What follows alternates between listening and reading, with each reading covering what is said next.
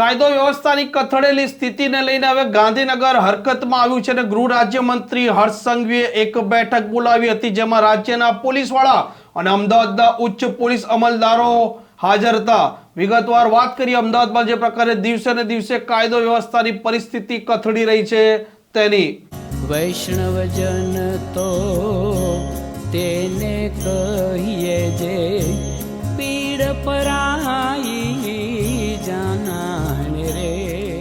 ગોળા છૂટી ગયા પછી તબેલાને તાળા મારવા, આવી એક ગુજરાતી કહેવત છે અને આ કહેવત અત્યારે બંધ બેસતી હોય છે. અમદાવાદમાં જે કાયદો વ્યવસ્થાની પરિસ્થિતિનું નિર્માણ થયું છે તેની. ન માત્ર અમદાવાદની વાત કરો, પણ રાજકોટની વાત કરો, સુરતની વાત કરો, વડોદરાની વાત કરો, આ જે મહાનગરો છે ત્યાં પણ કાયદો વ્યવસ્થા છે તેને લઈને સતત હવે સવાલો ઊભા થઈ રહ્યા છે, કેમ કે ધોળે દિવસે હત્યાઓ થઈ રહી છે અને પોલીસ પણ આવા અસામાજિક તત્વોને કાબૂમાં નથી કરી શકતી તેવું હવે સ્પષ્ટ આ ઘટનાઓ પરથી દેખાઈ રહ્યું છે.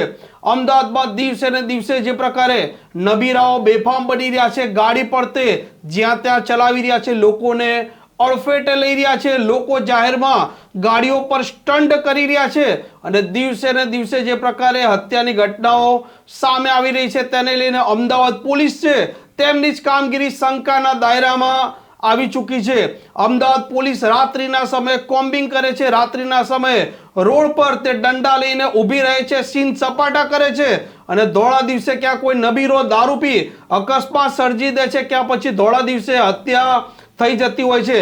આ અમદાવાદની અત્યારે વાસ્તવિક સ્થિતિ છે. ગૃહ રાજ્યમંત્રી હર્ષ સંઘવી મહારાષ્ટ્રની ચૂંટણી બાદ હવે જાગ્યા છે અને આજે ગાંધીનગરમાં તેમણે એક હાઈ લેવલ બેઠક બોલાવી હતી, જેમાં રાજ્યના પોલીસ વડા વિકાસ સહાય ઉપસ્થિત રહ્યા હતા. અમદાવાદના police commissioner, JCP, DCP, ACP કક્ષાના અધિકારીઓને પણ આ બેઠકમાં બોલાવવામાં આવ્યા હતા. અમદાવાદમાં જે કાયદો વ્યવસ્થાની સ્થિતિનું નિર્માણ થયું છે અને સરકાર પર અને ગૃહ વિભાગ પર જે બાછલા ધોવાઈ રહ્યા છે તેને લઈને સમીક્ષા કરવામાં આવી રહી છે તેવું હાલ સૂત્રો જણાવી રહ્યા છે.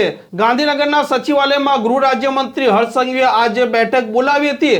આ બેઠક બાદ કોઈ પણ પોલીસ અમલદાર છે તે મીડિયા સામે બોલવાનું ટાળી રહ્યા છે. શેને લઈને આ મુદ્દા ચર્ચા થઈ છે તે બોલવાનું પણ તે ટાળી રહ્યા છે. પરંતુ જે પ્રકારે આ ગૃહ રાજ્યમંત્રી હર્ષ સંઘવીએ અમદાવાદના આજે આઈપીએસ કક્ષાના ઉચ્ચ પોલીસ અમલદારો છે અને ડીવાયએસપી કક્ષાના અધિકારીઓને બોલાયા છે તેને લઈને કાયદો વ્યવસ્થાની સમીક્ષા કરવામાં આવી છે અને સંભવિત આવનારા દિવસોમાં એક મોટું એક્શન પણ પોલીસ દ્વારા લેવાઈ શકે તે શક્યતા પણ નકારી શકાતી નથી.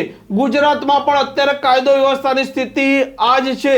કેટલાય જિલ્લામાંથી એવી ઘટનાઓ સામે આવી રહી છે તે પોલીસની કામગીરીને લઈને સતત સવાલો ઊભા કરી રહ્યા છે.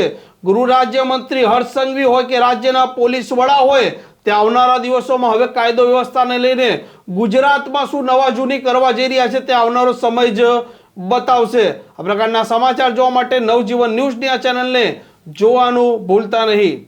વૈષ્ણવજન તો તેને કહીએ જે